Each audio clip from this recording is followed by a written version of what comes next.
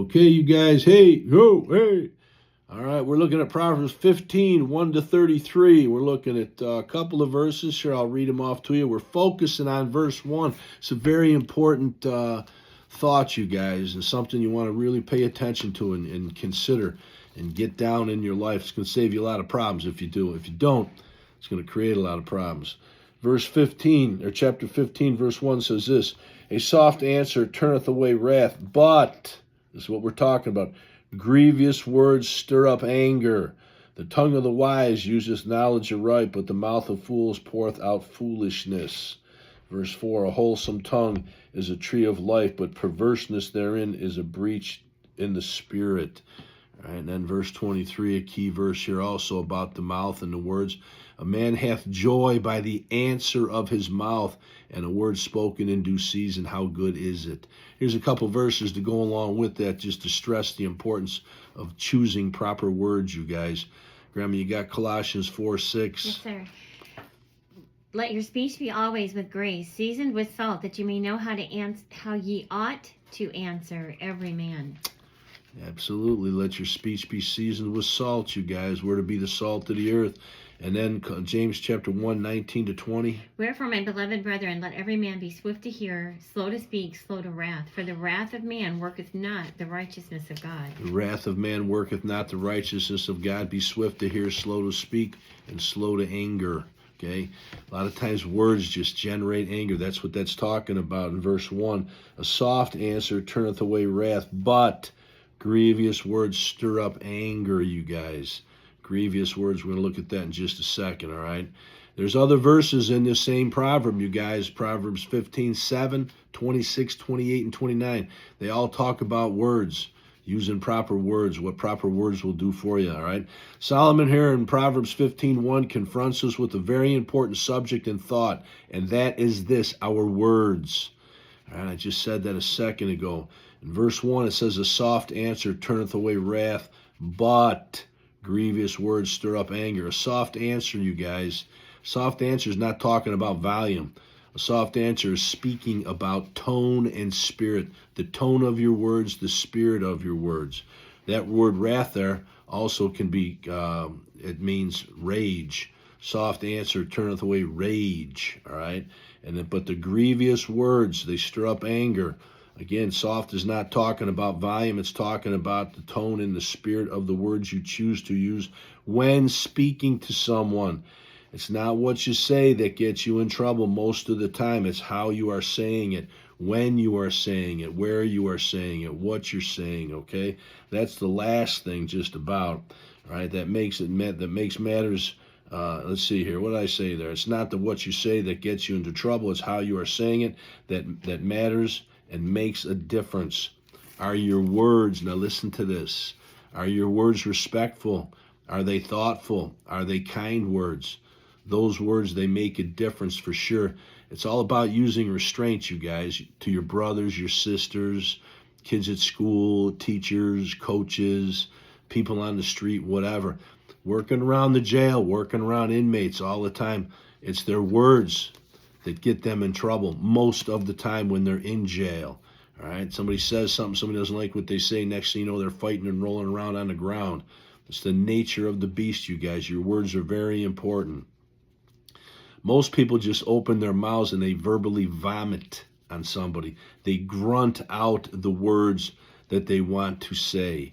And when somebody does that to you, that stirs up anger. Those are grievous words, you guys. Grievous means this: it means something bad, very severe, of a serious nature, painful words, hurtful words. When I was working at Niagara County Jail, they had a kid in this program I was dealing with. And the kid was a good kid, tough kid, rough kid, crummy home life. But the kid got in trouble one day, and he jumped on this kid and got in a fight in the program. So I got involved in it. Another CO got involved in it, whatnot. And I was so angry at that kid, man. Pushed a button, the CERT team came in, they dragged the other kid out, and the kid wanted to come back into class, so they called me out, and I was talking to the sergeant, and the sergeant goes, hey, can you come back into class?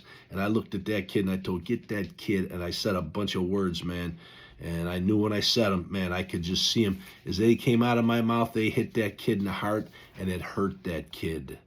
I didn't mean to do that. I had to apologize to that kid later on because the Lord convicted me of running my mouth without thinking. They were hurtful. They were grievous to him. And this kid was a problem, believe me when I tell you. But still, it matters. And it's not just about, who you're speaking to. It's what you are speaking, how you are speaking it, all right? And his name was Antonio. They're damaging, hurtful, wounding, injurious words. Solomon speaks to us in this proverb, you guys, of number one, the three words you can find in here. All right, number one, he speaks to us of kind words. He speaks to us of wise words, and he speaks to us all in this proverb of evil and foolish words. Let's look at some things about these kind words, you guys. All right, Graham, you got Job 6:25. Yes. How forcible are right words, but what doth your arguing reprove? How forcible are right words, but what does your arguing reprove? What's arguing do? All right? You don't need to argue about every little thing under the sun. That's what brothers and sisters want to do. That's why moms and dads get all upset and get after you. All right? It's your words.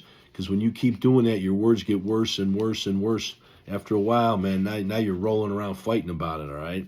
That's not going to fly. Proverbs 15:23, I just read it to you. A man hath joy by the answer of his mouth, and a word spoken in due season, how good is it? Proverbs 24:15, I'll read them both to you. Proverbs 25, verse 11 and 15, it says this: a word fitly spoken is like apples of gold and pictures of silver. In verse 15, it says, by long forbearing is a prince persuaded, and a soft tongue breaketh the bone. A soft answer, you guys, not talking about volumes, talking about tone and spirit, how they're being said. Grandma just read it to us a minute ago, Colossians 4:6, let your words be seasoned with salt. All right, let your words be full of grace. And it's tough to do that. All right, I have a hard time, you guys. I wasn't the best of that when I was younger, a young father, a young man.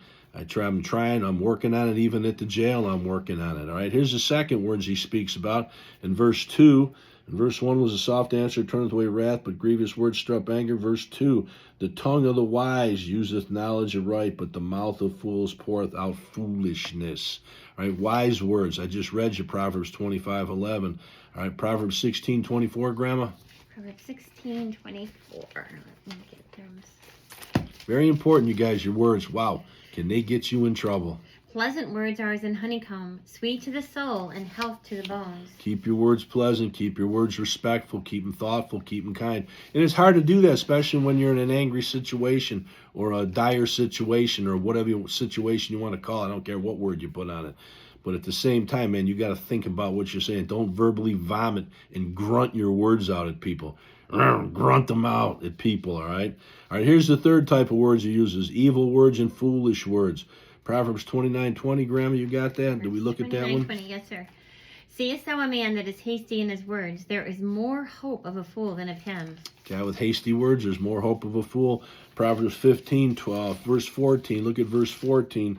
In Proverbs chapter 15, verse 14 says this, the heart of him that hath understanding seeketh knowledge, but the mouth of fools feedeth on foolishness.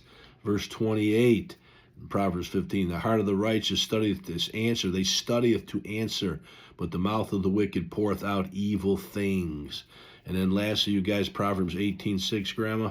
Proverbs 18:20. A fool's lips enter into contention, and his mouth calleth for strokes. Mouth calleth for strokes, you guys. Pay attention to the words you're saying.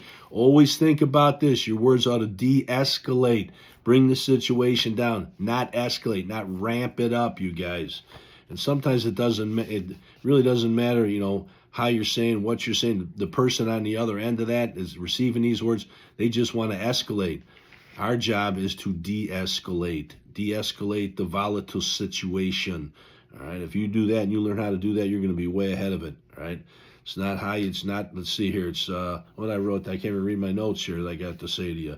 How you say it and when you say it. Okay. That's what's important. Lord bless these guys. Help these guys to learn to control their tongues and work with restraint and de-escalate things.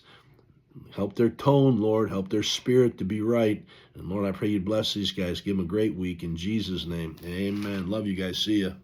See ya. See ya. See ya.